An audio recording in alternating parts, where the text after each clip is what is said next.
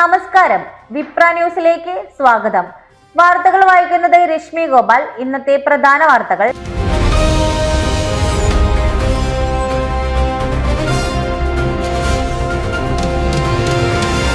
പ്രധാനമന്ത്രി ഇന്ന് കൊച്ചിയിലെത്തി.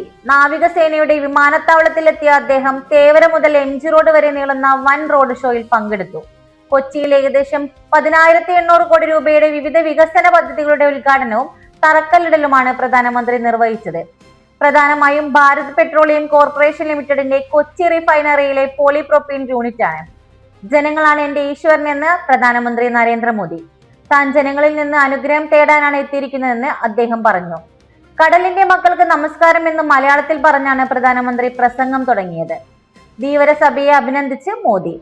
ഈ മണ്ണിനെ മഹത്വമുള്ളതായി സംരക്ഷിക്കുന്നതിന് നിങ്ങളെല്ലാവരെയും അഭിനന്ദിക്കുമെന്ന് പ്രധാനമന്ത്രി പറഞ്ഞു. മത്സ്യത്തൊഴിലാളികളെ സംസ്ഥാനം ഭരിച്ചവർ അവഗണിച്ചെന്ന് പ്രധാനമന്ത്രി കുറ്റപ്പെടുത്തി. പ്രളയ സമയത്ത് മത്സ്യത്തൊഴിലാളികൾ നടത്തിയ രക്ഷാപ്രവർത്തനങ്ങളും പ്രധാനമന്ത്രി സൂചിപ്പിച്ചു. ജീവൻ പണയപ്പെടുത്തി നിരവധി പേരെ രക്ഷിച്ചുവെന്ന് പ്രധാനമന്ത്രി പറഞ്ഞു. മറൈൻ ഡ്രൈവിൽ ധീവരസഭയുടെ സുവർണ ജൂബിലി ആഘോഷം ഉദ്ഘാടനം ചെയ്ത് സംസാരിക്കുകയായിരുന്നു അദ്ദേഹം. NDAയുടെ ഇലക്ഷൻ പ്രചരണത്തിന് തുടക്കം കുറിക്കാൻ കൂടിയാണ് പ്രധാനമന്ത്രി എത്തിയിരിക്കുന്നത്. നഗരത്തിൽ ഗതാഗത നിയന്ത്രണം ഏർപ്പെടുത്തിയിരുന്നു. കൊച്ചി വൈറ്റിലയിലെ ഗതാഗതക്കുരുക്കഴിക്കാൻ ജംഗ്ഷൻ പുനർരൂപകൽപ്പന ചെയ്യാൻ നിർദ്ദേശം. വൈറ്റില പ്രാദേശിക വികസന പദ്ധതിയുടെ ഭാഗമായി തദ്ദേശ വകുപ്പ് ആസൂത്രണ വിഭാഗം തയ്യാറാക്കിയ കരടിലാണ് ഈ നിർദ്ദേശം. ഇതുൾപ്പെടെ വൈറ്റില ലാപ്പിന്റെ കരട് നിർദ്ദേശങ്ങൾ കോർപ്പറേഷന്റെ അടുത്ത കൗൺസിൽ യോഗത്തിന്റെ പരിഗണനയ്ക്ക് വരും. ഗതാഗത സംവിധാനങ്ങളെ അടിസ്ഥാനമാക്കിയുള്ള വികസന എന്ന ആശയത്തിൽ ഊന്നിയാണ് ലാപ്പിലെ നിർദ്ദേശങ്ങൾ തയ്യാറാക്കിയിട്ടുള്ളത്. നിലവിലുള്ള സ്ഥലം ഉപയോഗപ്പെടുത്തി വൈറ്റില മേൽപ്പാലത്തിന് താഴെയുള്ള ഐലൻഡുകളുടെ ഘടനയിൽ ചില മാറ്റങ്ങൾ വരുത്തി ഗതാഗതം സുഗമമാക്കാമെന്നുള്ള നിർദ്ദേശം, വാഹനങ്ങൾക്ക് തിരിയാൻ കൂടുതൽ സ്ഥലം, വാഹനങ്ങൾ കടന്നുപോകുന്ന പാതകളുടെ പുനർരൂപകൽപ്പന, സിഗ്നലുകളുടെ റീടൈമിംഗ് എന്നിവയാണ് ഗതാഗതം മെച്ചപ്പെടുത്താനുള്ള പ്രധാന നിർദ്ദേശങ്ങൾ. പാചകവാതക സിലിണ്ടർ വിതരണത്തിലെ കേന്ദ്ര സർക്കാരിന്റെ നിബന്ധനകൾ കേരളത്തിൽ കൂടുതൽ പ്രതിസന്ധികൾ ഉണ്ടാക്കുകയാണെന്ന് ഭക്ഷ്യ സിവിൽ സപ്ലൈസ് മന്ത്രി GR അനിൽ. മുൻഗണനാ സ്ഥാപനങ്ങൾക്ക് പരിഗണന നൽകണമെന്നാവശ്യപ്പെട്ട് കേന്ദ്രത്തിന് കത്ത് നൽകും. കരിഞ്ചന്തകൾ കണ്ടെത്താൻ റവന്യൂ ഉദ്യോഗസ്ഥരുടെ സ്ക്വാഡ് പരിശോധന നടത്തുമെന്നും നടപടി സ്വീകരിക്കുമെന്നും മന്ത്രി പറഞ്ഞു.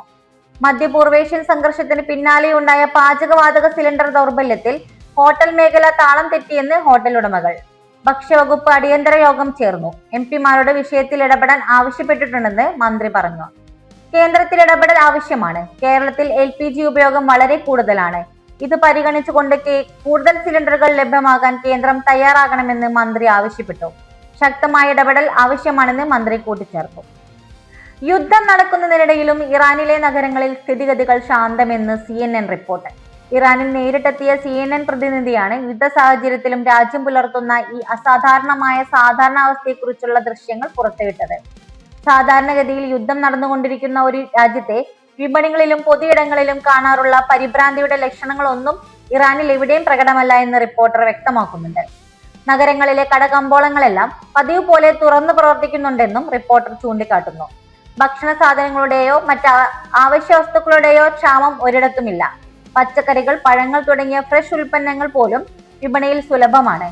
യുദ്ധമുണ്ടാക്കുന്നെന്ന ഭയത്താൽ ആളുകൾ സാധനങ്ങൾ വാങ്ങിക്കൂട്ടുന്ന അവസ്ഥയോ കടകൾക്ക് മുന്നിൽ നീണ്ട ക്യൂവോ എവിടെയും കാണാനില്ല എന്നും വീഡിയോ സഹിതം അദ്ദേഹം വ്യക്തമാക്കുന്നുണ്ട്. പലപ്പോഴും യുദ്ധം പോലുള്ള പ്രതിസന്ധി ഘട്ടങ്ങളിൽ ഇന്ധനത്തിന് വലിയ ക്ഷാമം അനുഭവപ്പെടാറുണ്ടെങ്കിലും ഇറാനിലെ പെട്രോൾ പമ്പുകളിൽ തിരക്കില്ല. ഇന്ധന ലഭ്യത സാധാരണ നിലയിലാണെന്നും വാഹനങ്ങൾ തടസ്സമില്ലാതെ നിരത്തിലിറങ്ങുന്നുണ്ടെന്നും അദ്ദേഹം വ്യക്തമാക്കുന്നു. മുൻ ദക്ഷിണാഫ്രിക്കൻ താരം ഗാരി ക്രിസ്റ്റിനെ ശ്രീലങ്കൻ ക്രിക്കറ്റ് ടീമിന്റെ പുതിയ ഹെഡ് കോച്ചായി നിയമിച്ചു. ഇന്ത്യയുടെ മുൻ പരിശീലകനായ അദ്ദേഹം അടുത്ത മാസം ചുമതലയേൽക്കുമെന്ന് ശ്രീലങ്ക ക്രിക്കറ്റ് അറിയിച്ചു.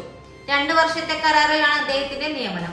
2020 ലോകകപ്പിൽ ശ്രീലങ്ക സെമിഫൈനൽ യോഗ്യത നേടാതെ പുറത്തായതിനെ തുടർന്ന് സ്ഥാനമൊഴിഞ്ഞ സനത് ജയസൂര്യയുടെ പകരക്കാരനായാണ് ക്രിസ്ത്യൻ എത്തുന്നത്. ദക്ഷിണാഫ്രിക്കയ്ക്കായി 101 ടെസ്റ്റുകളും 185 ഏകദിനങ്ങളും കളിച്ച ക്രിസ്ത്യൻ പരിശീലകനായും വലിയ അനുഭവ സമ്പത്തുള്ള വ്യക്തിയാണ്. അദ്ദേഹത്തിന്റെ പരിശീലനത്തിൽ ഇന്ത്യ 2011 ഏകദിന ലോകകപ്പ് കിരീടം നേടുകയും ICC ടെസ്റ്റ് റാങ്കിംഗ് 1ാം സ്ഥാനത്തെത്തുകയും ചെയ്തിരുന്നു. ഇതുപോലുള്ള ന്യൂസ് അപ്ഡേറ്റ്സിനായി വിപ്ര ന്യൂസ് സബ്സ്ക്രൈബ് ചെയ്യൂ.